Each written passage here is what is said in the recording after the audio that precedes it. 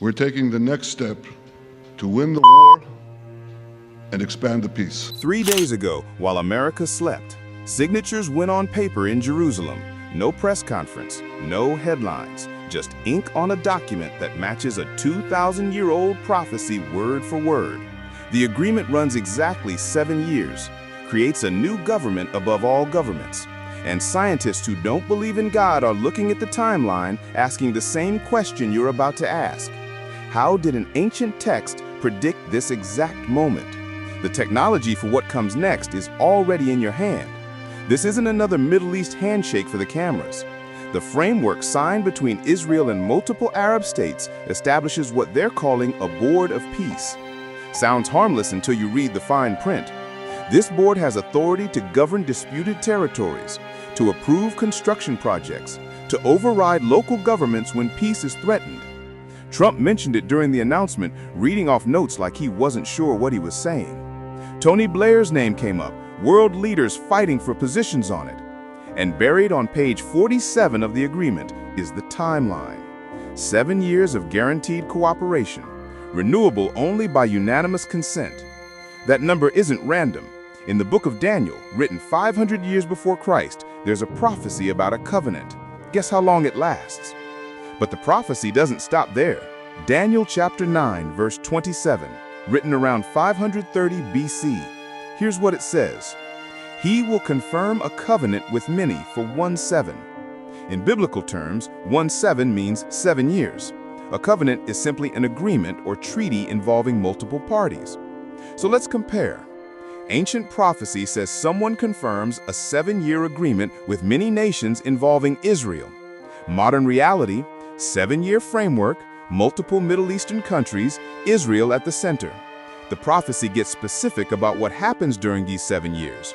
It mentions a figure scholars call the Prince who is to come.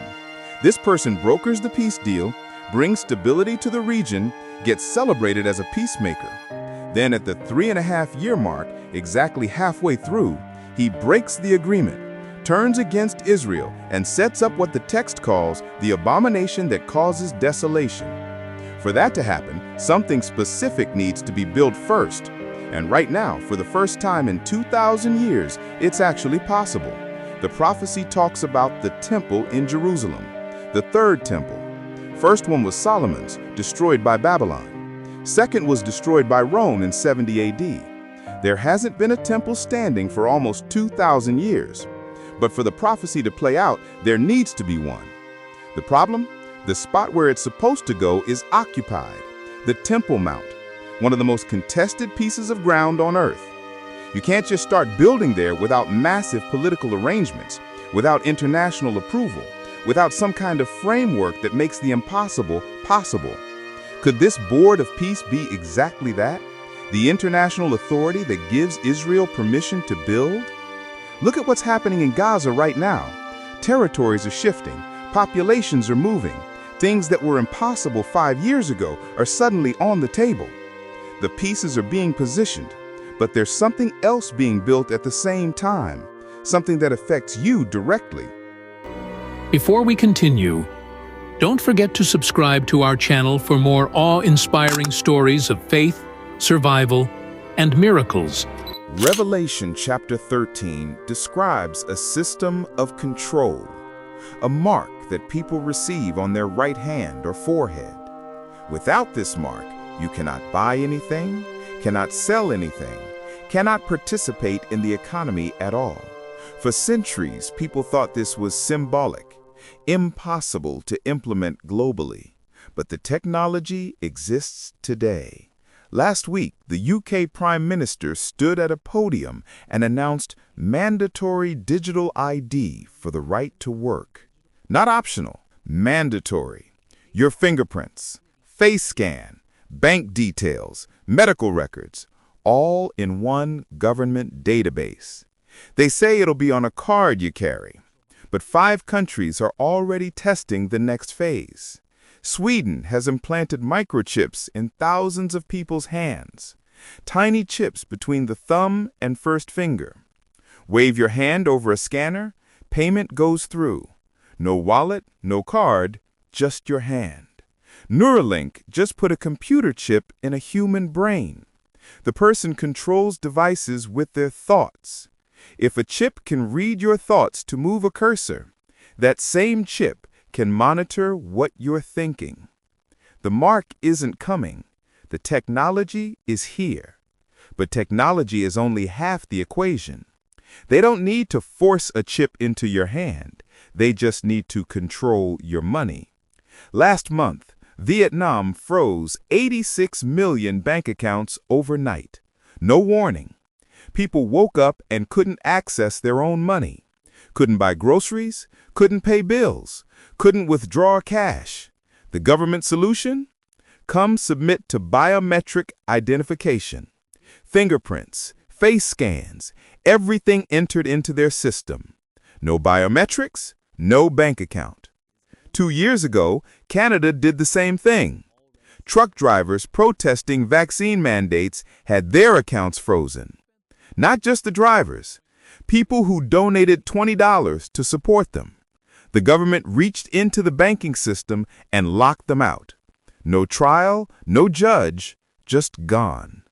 In China, it's even more automated. Cameras everywhere with facial recognition. You jaywalk, the system identifies you, finds your bank account, takes the fine automatically. Your social credit score drops. Low score means no train tickets, no hotel bookings. Your kids can't attend certain schools. This isn't some dystopian future. This is happening right now in multiple countries, and the system is spreading. The question isn't if it comes here. The question is when. If you're on Social Security, listen carefully. Your check gets deposited digitally now. That money sits in their system. What happens when that system requires a digital ID to access? What happens when your Medicare card becomes biometric? When filling your prescriptions requires verifying your identity through their database? You take heart medication, diabetes medication, blood pressure pills. What happens when the pharmacy system won't process your payment without confirming your digital ID first? What happens when that system decides you shared something online they didn't like, posted a Bible verse they flagged as hate speech, attended a church they're monitoring? Your money doesn't disappear. It just stops working. Your account shows a balance, but the system won't let you spend it. Our generation remembers when cash was king, when your money in the bank was actually yours, when the government couldn't just flip a switch and lock you out of your own life. That world is disappearing faster than anyone realizes, and the media won't tell you. There's a video online that shows news anchors from different cities, different networks, all saying the exact same words, word for word.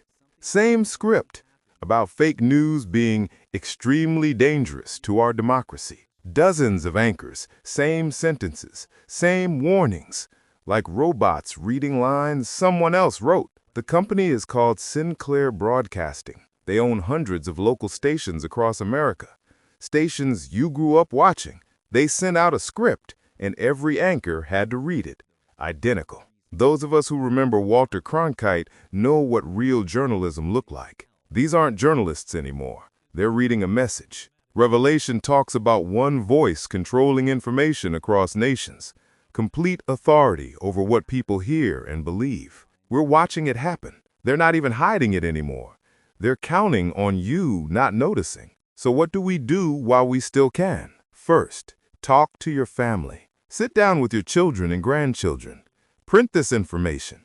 Show them what's happening. Most young people have no idea because they're not paying attention. You need to be the one who warns them. Second, understand your rights. You still have them, at least for now. You have the right to refuse. You have the right to ask questions. Don't give those rights away because someone says it's easier to comply. Third, think about your finances. Don't keep everything in one place. We've seen governments freeze accounts. We've seen systems go down. Have a backup plan. Fourth, find your community. Go to church. Connect with people who share your values. When this system fully rolls out, you'll need people you can trust. But there's something else. something I just found that changes everything. Another country just announced mandatory biometric registration. Citizens have 30 days to comply or lose access to banking services. 30 days, 1 month to get into the system or get locked out of your own money. But that's not what has my attention right now. I've been going through the list of people appointed to this Board of Peace, the names Trump mentioned, and the ones he didn't say publicly. There's one person on that list whose background connects to organizations most people have never heard of, international groups that have been planning economic restructuring for years. When you see the meetings this person attended in 2021, the documents they signed in 2022, the financial systems they helped design, everything clicks into place. The treaty, the timeline, the technology rolling out simultaneously across multiple countries. It's coordinated. Share this video right now. Send it to 3 people today. Text it, email it, however you share things. This isn't about views. This is about mourning people you love before the window closes. Hit that like button because YouTube is actively suppressing this content. Every like pushes past their algorithm.